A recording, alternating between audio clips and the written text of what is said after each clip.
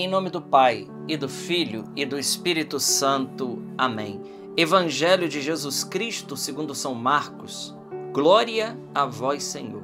Naquele tempo, João disse a Jesus: Mestre, vimos um homem expulsar demônios em teu nome, mas nós o proibimos, porque ele não nos segue. Jesus disse: Não o proibais, pois ninguém faz milagres em meu nome para depois falar de mim.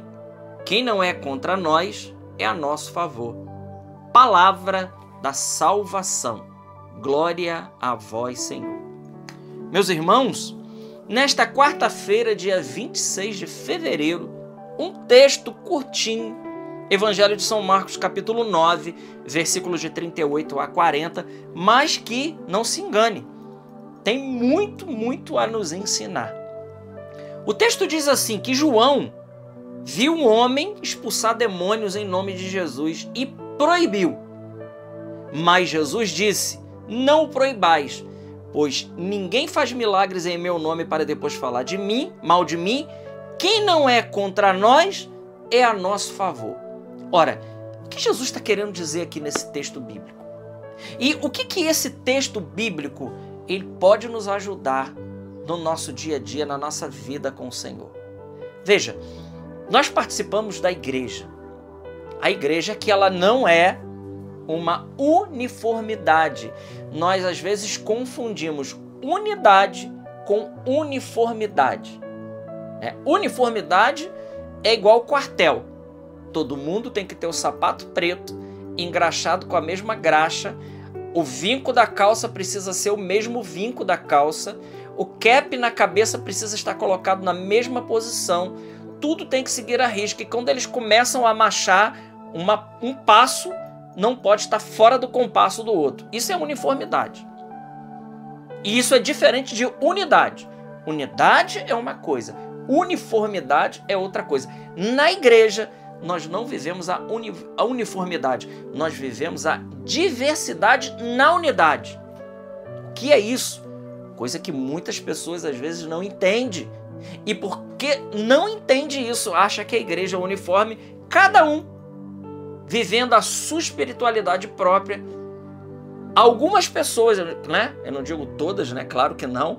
Mas existe gente que pensa que se a outra pessoa não viver aquilo que ela está vivendo, aquele modo de viver da sua espiritualidade, então ela não vai se salvar, ou pior, ela pode então estar errada. Isso não é verdade. O corpo de Cristo, ele é feito de muitos membros. São Paulo, em 1 Coríntios capítulo 12, a partir do versículo 4, quando ele começa a falar da distribuição dos carismas, e depois ele vai falar da importância dos membros dentro do corpo de Cristo, ele vai dizer que se todo o corpo fosse olho, isso seria uma monstruosidade. Então precisa de orelha, de nariz, de mão, de perna, de braços, né, para formar uma harmonia.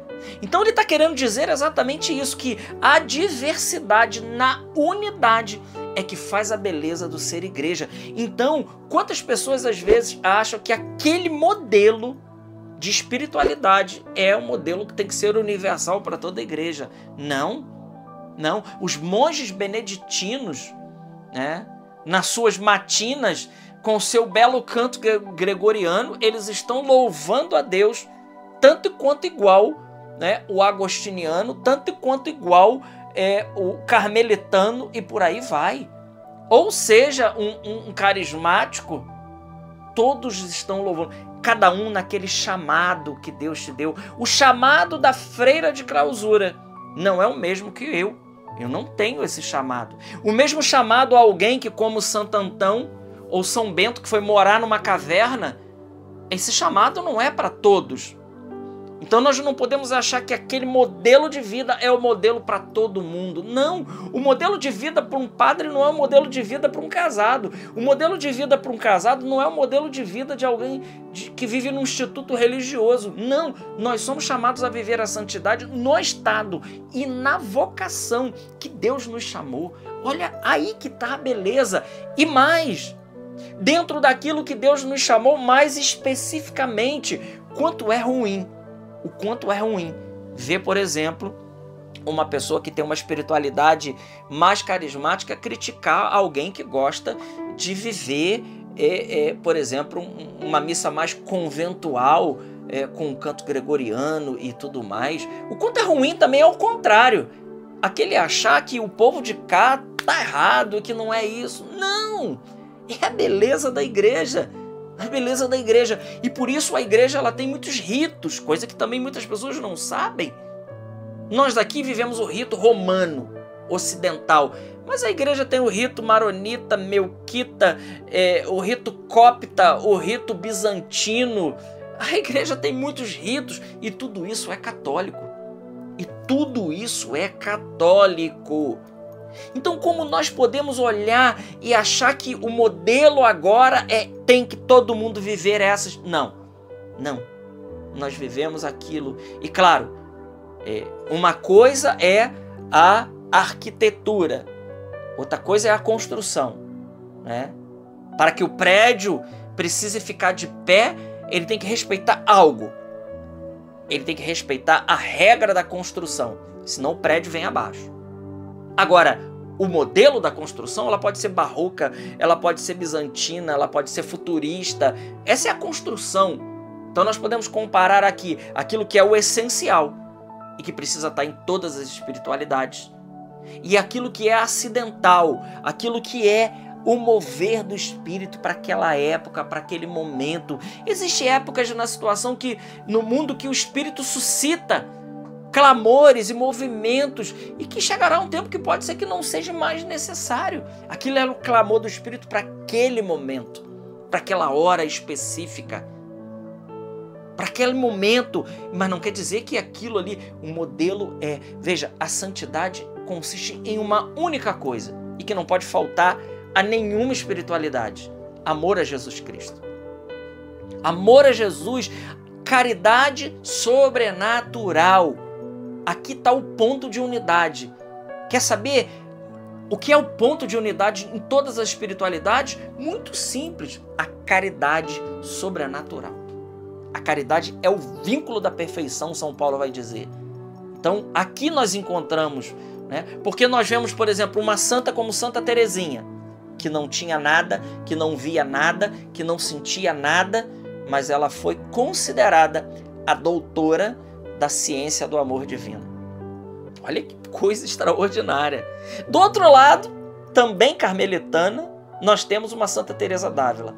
Arrombos místicos, levitação, transverberação, visão do inferno, visão do céu e tudo mais, e tanta coisa. Todas duas de sétima morada. Qual o vínculo das duas? Não são os dons, não são os arrombos místicos ou a falta deles. Qual é o ponto que une as duas santas? Caridade sobrenatural.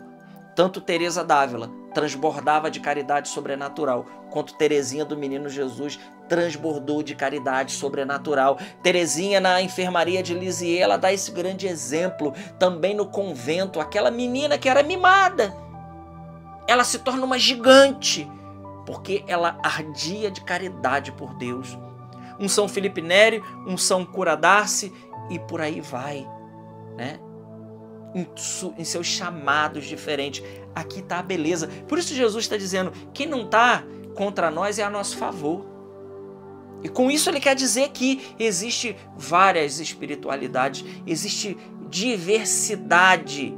Não é porque fulano não anda com aquele grupo específico, com aquela pastoral, com aquela espiritualidade específica, né? E aqui vai esse evangelho nos dá um grande ensinamento, um ensinamento maravilhoso.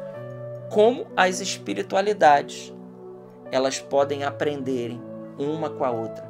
É muito ruim quando você vive uma espiritualidade fechada, em que naquela espiritualidade só entra aquilo daquela espiritualidade e você não está aberto a aprender com o outro. Isso demonstra até um fundo de soberba. Meu irmão, minha irmã, o evangelho de hoje está dizendo: na espiritualidade que Deus te chamou, viva ela na intensidade. E não se preocupe com mais nada, porque aquilo que Deus deu a um, pode ser que Ele não dê a outro. Porque Ele dá de acordo, como diz São Paulo, 1 Coríntios 12, ele dá de acordo com aquilo que lhe apraz e de acordo com a necessidade. E, acima de tudo, para o bem nosso e para o bem comum. Glória ao Pai, ao Filho e ao Espírito Santo, como era no princípio, agora e sempre. Amém. Salve Maria Imaculada.